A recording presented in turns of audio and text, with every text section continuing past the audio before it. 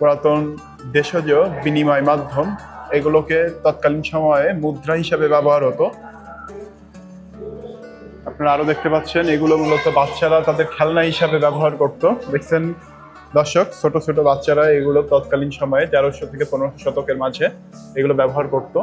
এবং এর মাঝে এই যে দেখতে পাচ্ছেন একটি কুমিরের অবয়ব। আপনারা দেখতে পাচ্ছেন পোড়ামাটির তৈরি কিছু খেলনা। দর্শক, সমসাময়িক সময়ের অনেক ঐতিহাসিক ব্যবহার্য তৈজসপত্র এখানে আপনারা দেখতে পাচ্ছেন। পোড়ামাটির শিকল এখানে আপনারা দেখতে পাচ্ছেন, পোড়ামাটির শিকল। এই দেখেন প্রাচীন খালিফাতাবাদ।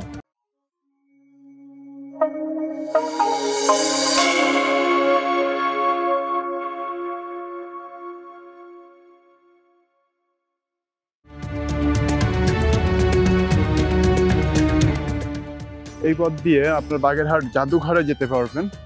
এখানে মূলত আপনি অনেক পুরনো দিনের জিনিসপত্র দেখতে পাবেন, যেগুলো এক সময় খান জাহান আলী এবং তার সমসাময়িক মানুষজন ব্যবহার করত। এবং এখানে অনেক ঐতিহাসিক আসবাবপত্র আপনারা দেখতে পাবেন। খান জাহান আলী রহমতুল্লাহ আলাইহির বসতভিটার প্রত্নতাত্ত্বিক এই খনন কার্য 2001 থেকে 2023 সাল পর্যন্ত পরিচালনা করা হয় এবং যে সকল জিনিস সেখান থেকে পাওয়া যায় সেগুলো সংগ্রহ করে এই জাদুঘরে রাখা হয়। দর্শক, আপনারা যখনই আসবেন, যদি বাগেরহাট আসেন, অবশ্যই তো খান জাহান আলীর মাজার ভিজিট করবেন এবং অবশ্যই এই যে জাদুঘর, যেটি বাংলাদেশের মাঝে একটি সুপ্রাচীন ঐতিহ্য সম্বলিত একটি জাদুঘর বলে ধারণা করা হয়, এই জাদুঘরে আপনারা অবশ্যই আসবেন এবং এই যে নিদর্শনগুলো দেখবেন, তখনকার মানুষ কী ধরনের কষ্ট করে জীবনযাপন করতো এবং তাদের ব্যবহার্য যে জিনিসপত্রগুলো ঠিক কতটা সুনিপুণভাবে তারা তৈরি করত। দর্শক, দেখতে পাচ্ছেন জাদুঘরের এই কক্ষটি বিশাল এবং এর মাঝে এই যে দেখতে পাচ্ছেন একটি কুমিরের অবয়ব। খান জাহান আলীর যে দিঘি আছে, দিঘিতে এমনই 2টা কুমির সেখানে ছাড়া হয় এবং সেই কুমিরগুলোর বংশ পরম্পরায় এখনো সেখানে অস্তিত্ব লক্ষ্য করা যায়।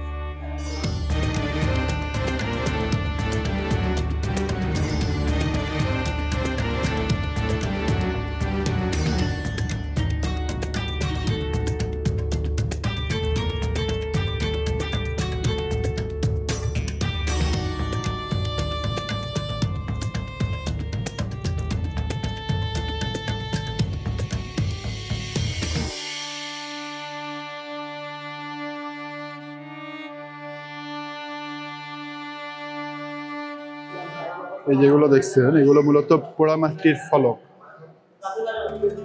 প্রাচীনকালে এগুলো স্থাপত্যকলায় ব্যবহার হতো। আপনার মসজিদের ভিতরেও যে ভিডিওগুলো দেখিয়েছিলাম বা বাইরে, অনেকগুলো কিন্তু আপনারা দেখতে পেয়েছেন। এই যে মাটির কলসগুলো দেখছেন, এগুলো খান জাহান আলীর সমসাময়িক সময়ের 15 শতকের পোড়ামাটির ফলক দেখতে পাচ্ছেন আপনারা। এটি তৈল প্রদীপ 15 শতকের। এটি পোড়ামাটির একটি পিরিচ।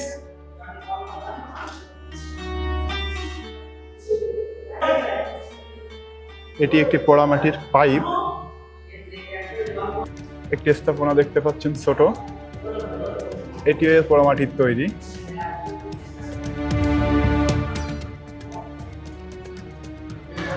আপনারা দেখতে পাচ্ছেন পোড়ামাটির তৈরি কিছু খেলনা।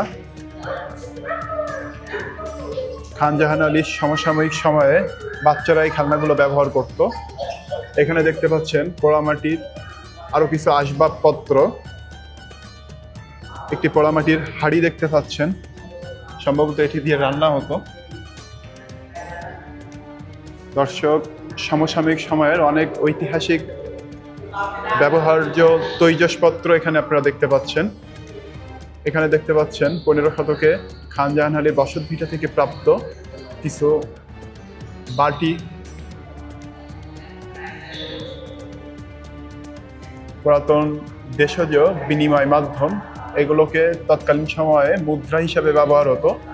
13 শতকে খান জাহান আলী রহমতুল্লাহ আলাইহি তার আমলে তিনি এটিকে বিনিময় মাধ্যম হিসেবে ব্যবহার করতেন। মাটির ঢাকনা দেখতে পাচ্ছেন দর্শক, এখানে দেখতে পাচ্ছেন কিছু পেয়ালা, এছাড়া আরো বেশ কিছু স্থাপনা, কিছু খেলনা, এই যে বাচ্চাদের কিছু হাড়ি এখানে দেখা যাচ্ছে। তৎকালীন সময়ের কিছু লোহার টুকরা এখানে আপনারা দেখতে পাচ্ছেন দর্শক।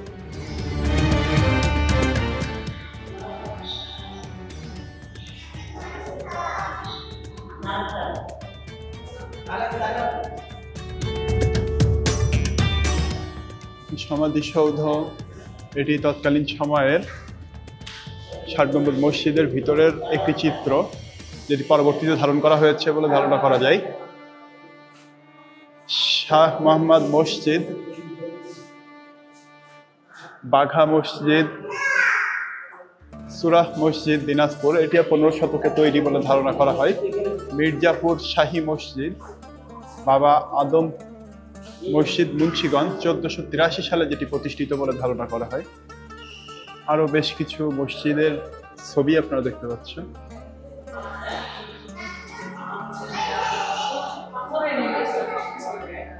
তৎকালীন সময়ে ব্যবহার্য কিছু নুড়ি পাথর এবং শিল এখানে আপনারা দেখতে পাচ্ছেন। এছাড়া এখানে নৌকার আকৃতি কিছু পাথর এখানে দেখা যাচ্ছে। লেখার কাজে ব্যবহৃত কিছু ফলক,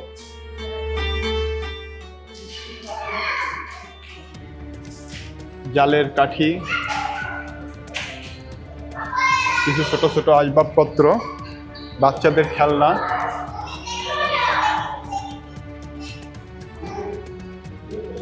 আপনারা আরো দেখতে পাচ্ছেন এগুলো মূলত বাচ্চারা তাদের খেলনা হিসাবে ব্যবহার করত। দেখছেন দর্শক, ছোট ছোট বাচ্চারা এগুলো তৎকালীন সময়ে ১৩০০ থেকে ১৫ শতকের মাঝে এগুলো ব্যবহার করত। আরো কিছু খেলনা দেখতে পাচ্ছেন।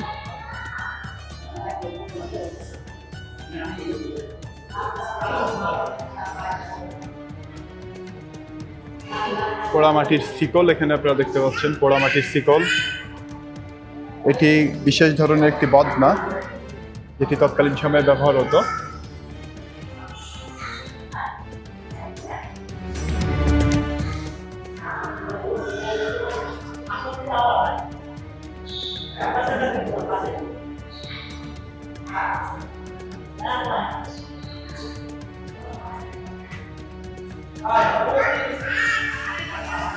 বেশ কিছু কারুকাজ খচিত ইট আপনারা দেখতে পাচ্ছেন।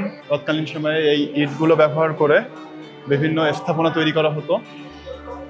আপনাদের আরো কাছ থেকে দেখাই, এই যে ইটগুলো দেখতে পাচ্ছেন, এই ধরনের ইট দিয়েই মূলত তখন বিভিন্ন বড় বড় প্রাসাদ, বড় বড় স্থাপনাগুলো তৈরি করা হতো। তৎকালীন সময়ে মানুষের পায়ের ছাপ আপনারা এখানে দেখতে পাচ্ছেন। ঠিক এই স্থানে কিছু মানুষের পায়ের ছাপ আছে।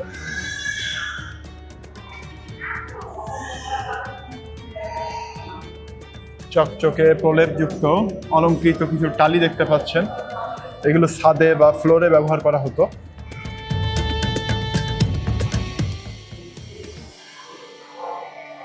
টালির উদ্ভব এবং বিকাশ মূলত হয় পারস্যে বা ইরানে, তাই পারস্যকে বলা হয় ল্যান্ড অফ টালি।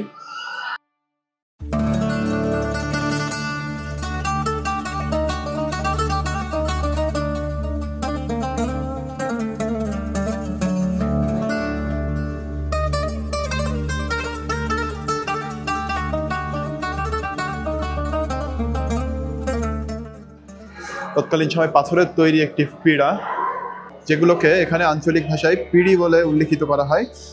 ১৭০০ শতকে এগুলো ব্যবহার হতো বলে ধারণা করা হয়।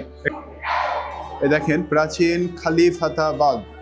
দর্শক, ধারণা করা হয় যখন খান জাহান আলী এই অঞ্চলে আসেন এবং তার শাসন প্রতিষ্ঠা করেন, ধীরে ধীরে খান জাহান আলী এই অঞ্চলে যে শাসন ব্যবস্থা প্রচলন করেন, তিনি এই অঞ্চলের নাম দেন খালিফাতাবাদ। এখানে দেখছেন সেই খালিফাতাবাদের প্রাচীন ম্যাপ এখানে উল্লেখিত আছে। এই যে ভৈরব রিভার, ঠিক এখান বরাবর ভৈরব রিভার, এবং বর্তমান যে রেল সেতু এবং রেল সড়ক তৈরি হয়েছে সেটিরও ম্যাপ এখানে আছে। এবং এর ঠিক পাশে এখানে old bed of Bhairab river. Bhairab river এখন ঘুরে ও সাইড দিয়ে চলে গেছে, বাট আগে ভৈরব রিভারটা মূলত এই বরাবর ছিল, যেটা আপনারা ম্যাপে দেখতে পাচ্ছেন। এই ভৈরব রিভারের পাশেই এই খালিফাতাবাদ, যেটি খান জাহান আলী রহমতুল্লাহ আলাইহি দ্বারা প্রতিষ্ঠিত ছিল।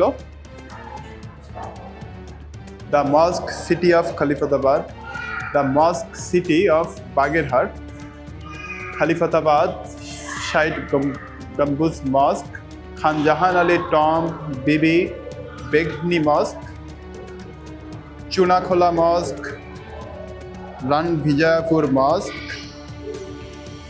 সিঙ্গারা মস্ক, নাইন ডম মস্ক, 9 গম্বুজ মস্ক।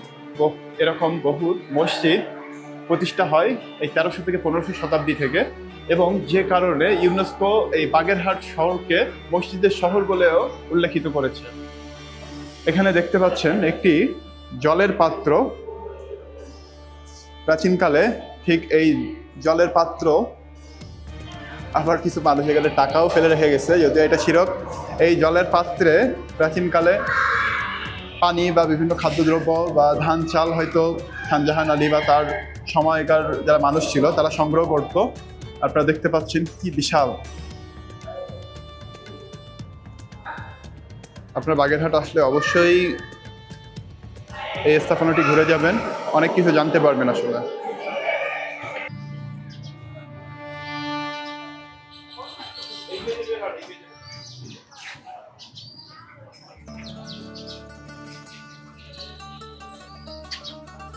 দর্শক, আপনারা যখন 60 গম্বুজ মসজিদ ভিজিট শেষ করবেন, 60 গম্বুজ মসজিদ থেকে বের হয়ে অবশ্যই আপনারা খান জাহান আলীর যে মাজার ওটি ভিজিট করে আসবেন। ওটিও একটি দর্শনীয় স্থানের ভিতরে পড়ে। ওখানে আপনারা দিঘি পাবেন, ওখানে আপনারা কুমির পাবেন। সো দেখা হচ্ছে সেখানে। এখান থেকে 3 কিলোমিটার মতো দূরে। আপনারা যখন বের হবেন 60 গম্বুজ মসজিদ থেকে, ঠিক এরকম কিছু অটো পেয়ে যাবেন। অটোর সাহায্যে আপনারা যাইতে পারেন, বা এখানে বাসও পাওয়া যায়। তবে বাস 3 কিলোমিটার ওই ডিস্টেন্স এটুকু যাবে কিনা জানি না, তবে অটো আপনারা অবশ্যই পাবেন, অটোর সাহায্য নিতে পারেন।